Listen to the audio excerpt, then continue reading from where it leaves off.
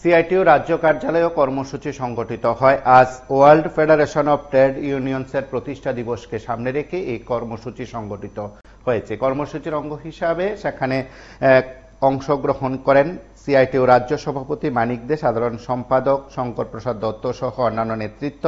এই দিবসের ভাবনায় সেখানে পতাকা উত্তোলন সহ অন্যান্য কর্মসূচি সেখানে ছিল। সেই কর্মসূচিতে বক্তব্য রাখতে গিয়ে এই প্রতিষ্ঠা দিবসের প্রেক্ষাপট যেমন ব্যাখ্যা করা হয়েছে, তার পাশাপাশি এর ভাবনা তুলে ধরে দলীয় কিংবা সাংগঠনিক দৃষ্টিভঙ্গি থেকেও তারা কথা বলেছেন। এক কথায় বলা যেতে পারে এই সময়ের মধ্যে শ্রমজীবী মানুষ কেমন আছেন, শ্রমিক সংগঠন নেতৃত্ব কেমন আছেন, সংগঠনগুলো কাজকর্ম কেমন চলছে, সারা দেশের শ্রমিকরা কেমন আছেন, তার ব্যাখ্যা যেমন দিয়েছেন, ঠিক তেমনি সরকারের সমালোচনাও তারা করেছেন। আমরা একবার নেতৃত্বের বক্তব্যের অংশ বিশেষ শুনব। আপনারা জানেন যে আজ থেকে ৭৯ বছর আগে দ্বিতীয় বিশ্বযুদ্ধ শেষ হওয়ার পর ১৯৪৫ সালের ৩রা অক্টোবর পৃথিবীর শ্রমজীবী মানুষের লড়াই এবং সংগ্রামকে এগিয়ে নিয়ে যাওয়ার প্রশ্নে এবং শ্রমিক আন্দোলন পৃথিবীর দেশে দেশে বিভিন্নভাবে হয়, সেই আন্দোলনের মধ্যে একটা সমন্বয় রক্ষা করে এক দেশের আন্দোলনের পাশে অন্য দেশের শ্রমজীবী মানুষের সমর্থন আদায় করার প্রশ্নে সারা পৃথিবী জুড়ে world federation of trade unions আজ থেকে ৭৯ বছর আগে প্রতিষ্ঠিত হয়েছিল। আমরা দেখেছি তারপর পৃথিবীতে সমাজতন্ত্রের জন্য শ্রমজীবী মানুষের যে লড়াই, সেই লড়াইয়ের পাশে world federation of trade unions দাঁড়িয়েছে। আমরা লক্ষ্য করছি আজকে পৃথিবীর দেশে দেশে সাম্রাজ্যবাদী শক্তি এবং তাদের যারা সাহায্য করছে, সেই সমস্ত দেশগুলো বিভিন্ন জায়গায় বিভিন্নভাবে আক্রমণ নামিয়ে আছে। বিশেষ করে লক্ষ্য করছেন প্যালেস্তাইন ভূখণ্ডে, যেখানে প্যালেস্তাইনবাসীদের বসবাস করার অধিকার, সেই অধিকার খর্ব করার লক্ষ্যে মার্কিন যুক্তরাষ্ট্রের সহায়তা নিয়ে ইসরায়েল একের পর এক আক্রমণ সংগঠিত করছে এবং এই সময়ের মধ্যে প্রায় ১.৫ লক্ষ মানুষ নিহত হয়েছেন এবং আহত হয়েছেন। এবং ল্যান্সেট বলে একটা সেখানে চিকিৎসকদের একটা সংবাদ মাধ্যম, তারা বলেছে যে এই সংখ্যাটা প্রায় ৩ লক্ষের কাছাকাছি হবে। আজকে দেখছেন এটা শুধু গাজা ভূখণ্ড বা প্যালেস্তাইনের মধ্যেই সীমাবদ্ধ নয়, আজকে লেবানন সহ বিভিন্ন জায়গায় বিভৎস আক্রমণ সংগঠিত করছে মার্কিন যুক্তরাষ্ট্রের মদতে ইসরায়েল। এই অবস্থায় দাঁড়িয়ে আমাদের দেশে শ্রমজীবী মানুষের যে আন্দোলন দেখছেন, আন্তর্জাতিক যে সংস্থা স্যামসাং, তার শ্রমিকরা আজকে তামিলনাড়ুতে লড়াই করছেন। আজকে মহারাষ্ট্রে স্ক্র্যাপ নিগম অর্থাৎ বিভিন্ন অকেজ জিনিসগুলোকে নিয়ে পরবর্তী সময়ে কাজে লাগানোর জন্য সর্বভারতীয় স্তরে কর্পোরেশন আছে, সেই কর্পোরেশনের শ্রমিকরা ২৮শে সেপ্টেম্বর থেকে লড়াই করছেন। World federation of trade union এই সমস্ত আন্দোলনের পাশে দাঁড়িয়েছে এবং পৃথিবীর দেশে দেশে তাদের এই যে প্রয়াস, এই প্রয়াস আগামী দিনে আমাদের দেশ সহ সারা পৃথিবীতে একটা সুখী সমৃদ্ধ সমাজ গড়ার প্রশ্নে সহায়ক হবে। তার জন্যেই প্রতি বছর এই দিনটাকে আমরা ৩রা অক্টোবর প্রতিপালন করি। আগামী দিনে এই লড়াইকে জারি রাখতে হবে।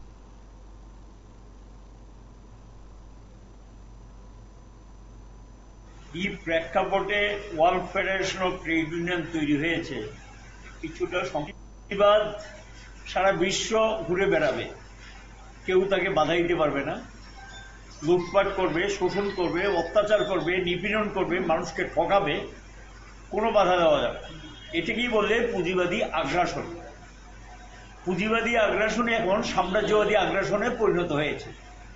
পুঁজিবাদ যেখানে বাধার সম্মুখীন হচ্ছে, শোষণে অত্যাচারে বাধা দিচ্ছে জনগণ বাঁচার জন্য, বাঁচার তাগিদেই তারা বাধ্য হচ্ছে রাস্তায় নামার জন্য, সেখানে দেখা যায় পুঁজিবাদ যুদ্ধের উন্মাদনা তৈরি করেছে, গুন্ডামি শুরু করেছে। ইসরায়েল যা করছেন এখন প্যালেস্টাইনের উপর, লেবাননের উপর, এখানে আবার এখন ইরান, সবটা মিলিয়ে দেখা যাচ্ছে সাম্রাজ্যবাদ তার আগ্রাসনকে ধরে রাখার জন্য, টিকিয়ে থাকার জন্য যুদ্ধের আশ্রয় নিচ্ছে। একটা উত্তেজনা সারা বিশ্বে তৈরি করছেন দক্ষ সমাজতান্ত্রিক দেশগুলো। এটা গোটা দুনিয়ার মানুষ জানে সমাজতন্ত্রই একমাত্র বিকল্প, সমাজতন্ত্র একমাত্র মানুষকে রক্ষা করতে পারে। যে এই সমাজতান্ত্রিক দুনিয়াকে আটকানোর জন্য, বামপন্থী আন্দোলনকে দুর্বল করার জন্য, কারণ দেশে দেশে বিভিন্ন জায়গায় মানুষের যে বাঁচার সংগ্রাম, সেই সংগ্রামী বামপন্থী এরা পাশে আছেন, লড়াই করছেন, যতটুকু শক্তি আছে এটাকে সংহত করে শোষণ অত্যাচারের নিপীড়নের বিরুদ্ধে রুখে দাঁড়াচ্ছেন। এই যে অবস্থাটা, এটাকে আটকিয়ে দেওয়ার জন্যই দেখা যাচ্ছে ন্যাটোভুক্ত দেশগুলো সহ বিভিন্ন যারা আছে সাম্রাজ্যবাদী আগ্রাসনের পক্ষে, তারা এখন মানুষের কোথায় দারিদ্রতা, বেকারত্ব, মূল্যবৃদ্ধি, এটি গোটা পৃথিবীতে এখন সবচেয়ে বড় সমস্যা পুঁজিবাদী দেশগুলোতে। এই সংকটে যখন নিমজ্জিত, কোনো দিশা মানুষকে দেখাতে পারছেন না। তো এখন এখানে গিয়ে তারা টিকে থাকার জন্য গিয়ে এই উত্তেজনাকর পরিবেশ তৈরি করছেন। আমাদের শ্রমজীবীদের কাছে এখন মূল লড়াইটা কি?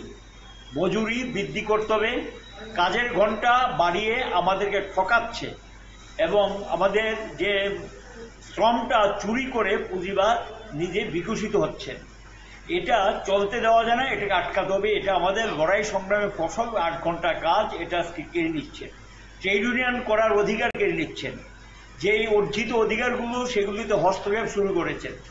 এটাই world federation of trade union তার আলোচনার মধ্যে নিয়ে এসছে এবং এটাকে যে কোনো মূল্যে আটকাতে হবে।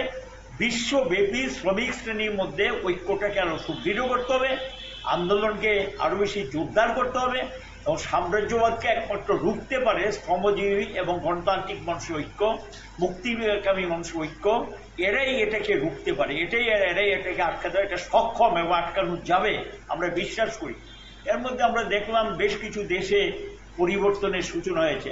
আমাদের দেশে তো যা চলছে এখন অরাজকতা, এখানে দুর্নীতি চরম আকার নিয়েছে, আইনের শাসন কিচ্ছু নেই ভারতবর্ষে, অর্জিত অধিকারগুলো সব কেড়ে নিয়েছে এবং এখানকার ধনিক মালিকদের স্বার্থে এই সরকার বদ্ধপরিকর তাদের পক্ষে কাজ করার জন্য। এবং লক্ষ্য করেছে তৃতীয় সরকার আসার পর মোদীর নেতৃত্বাধীন এই আগ্রাসনটা আরো বেড়ে গেছে এবং এই আগ্রাসনটাকে আরো চরম আকার নিতে চাইছে। এটা নির্ভর করবে কতটুকু আটকাতে পারবো ঐক্যবদ্ধ সংগ্রামের উপর। কাজে WFTO আহ্বান যে শ্রমিক শ্রেণীর আন্তর্জাতিকতা, পুঁজিবাদের আন্তর্জাতিকতা তারা। আপনারা শুনলেন সেখানে রাজ্যের এবং দেশের পরিস্থিতি যেমন নেতৃত্ব তুলে ধরেছেন এবং কি করণীয় সেই বিষয়গুলো ব্যাখ্যা করেছেন। তার পাশাপাশি শ্রমজীবী অংশের মানুষ, কৃষকদের অবস্থা বলতে পারেন, শ্রমিকদের অবস্থা, সবকিছুই যেন তারা ব্যাখ্যা করার চেষ্টা করেছেন। আপনারা সঙ্গে থাকুন, দেখতে থাকুন PB24।